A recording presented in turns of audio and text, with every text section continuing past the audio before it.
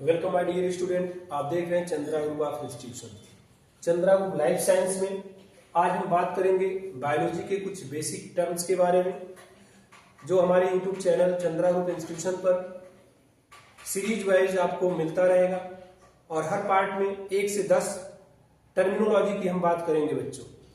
Terms की अगर हम बात करें तो शब्दावली, हर एक फील्ड में अलग अलग शब्दावलियां यूज होती हैं जिनके बारे में जानना आपको बहुत ही आवश्यक है। यदि उन टर्म्स के बारे में हम नहीं जानेंगे तो एग्जाम में या पढ़ाई के दौरान या नोट्स बनाने के दौरान हमें बहुत सारी असुविधाएं होती हैं। आइए इसी क्रम में देखते हैं बच्चों। सबसे पहला जो आपका टर्म्स है बच्चों, ए फॉर एब्सेंट। अगर कहीं किसी चीज के बारे में लिखा जा रहा है या कहीं कुछ आपको लिखना है तो ए फॉर होता है एब्सेंट यानी अनुपस्थिति। अगर किसी चीज की अनुपस्थिति को रिप्रेजेंट करना है, दर्शाना है, तो हम एब्सेंट वर्ड यूज करते हैं। नेक्स्ट आपका टर्म है बच्चों दूसरा ए सेलुलर। ए सेलुलर फिर आपने अभी देखा, जैसा कि मैंने बताया ए फॉर एब्सेंट, यहां पर ए फॉर एब्सेंट हो गया। और सेलुलर यानी कि सेल, यानी बिना कोशिका वाला, बिना सेल्स का अगर कोई चीज है तो उसको हम बोलेंगे ए सेलुलर। जैसे एग्जांपल की अगर हम बात करें बच्चों तो वायरस। वायरस आपका नॉन सेलुलर पार्टिकल्स है जो बना होता है, आपको पता होगा बच्चों, ये सिर्फ और सिर्फ न्यूक्लिक एसिड और प्रोटीन का बना होता है।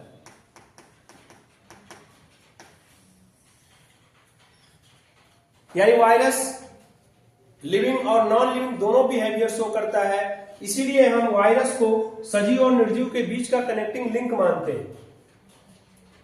नेक्स्ट आपका आता है बच्चों तीसरा यूनिसेलुलर। नाम से क्लियर है बच्चों, यूनी, यूनी यानी कि एक, यूनी मतलब एक, और सेलुलर का मतलब अभी मैंने बताया सेल, यानी एक कोशिका वाला जीव। कोई ऐसा जीव जिसमें सिर्फ सिंगल सेल पाया जाता हो उसको हम बोलेंगे यूनिसेलुलर। जैसा कि आप जानते होंगे बच्चों, प्रोटोजोआ का जंतु है अमीबा। नेक्स्ट आपका आता है सेलुलर। अभी आपने देखा बच्चों यहां सिर्फ चौथा टर्म से बच्चों सेलुलर।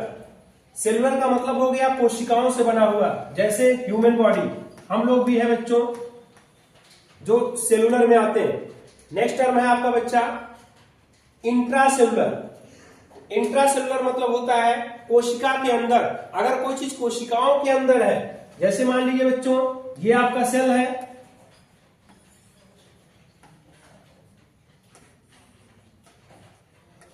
अब अगर कोई चीज इसके अंदर है तो इसको हम बोलेंगे इंट्रासेलुलर। क्या बोलेंगे? इंट्रासेलुलर। नेक्स्ट है आपका इंटरसेलुलर, कोशिकाओं के बीच। अगर कोई चीज किसी सेल के बीचों बीच है, जैसे ये केंद्रक, ये केंद्रक आपका है सेल के एकदम बीचों बीच में, तो उसको बोलेंगे बच्चों इंटरसेलुलर। और यदि कोई चीज एक्स्ट्रा सेलुलर, एक्स्ट्रा सेलुलर मतलब एक्स्ट्रा बना हुआ है बच्चों एक्सटर्नल से, और एक्सटर्नल का मतलब होता है बाहर, यानी कोशिकाओं के बाहर अगर कोई चीज है, कोई चीज कोशिका के बाहर मूव कर रही है या बाहर प्रदर्शित हो रहा है, तो उसको बोलेंगे एक्स्ट्रा सेलुलर। नेक्स्ट आपका है बच्चों एफरेंट। एफरेंट, एफरेंट का मतलब है अंदर की ओर ले जाने वाला। कोई चीज है, जैसे फॉर एग्जांपल आपकी बॉडी के जो ब्लड वेसल्स हैं, जो आपके ब्लड वेसल्स ब्लड को हृदय की तरफ लेकर आएंगे, वो एफरेंट कहलाएंगे। और अगला है इफरेंट, जो हृदय से ब्लड को शरीर में बाहर की तरफ पंप करेगा, बाहर ले जाएगा, उसको बोलेंगे बाहर की ओर ले जाने वाला, यानी कि इफरेंट। और 10वां है आपका बच्चों एंट्रम। एंट्रम का मतलब होता है बंद या लगभग पूरी कैविटी बंद रहे। जैसे कोई चीज अगर है तो अगर पूर्ण रूप से ऐसे बंद है तो इसके अंदर जो ये खाली जगह है इसको बोलेंगे कैविटी। क्या बोलेंगे बच्चों? कैविटी। और ये पूर्ण रूप से बंद है, इसलिए इसको बोला जाएगा एंट्रम। Thank you. यदि आपको वीडियो अच्छा लगा हो तो अपने दोस्तों को शेयर करें, लाइक कमेंट जरूर करें। Thank you.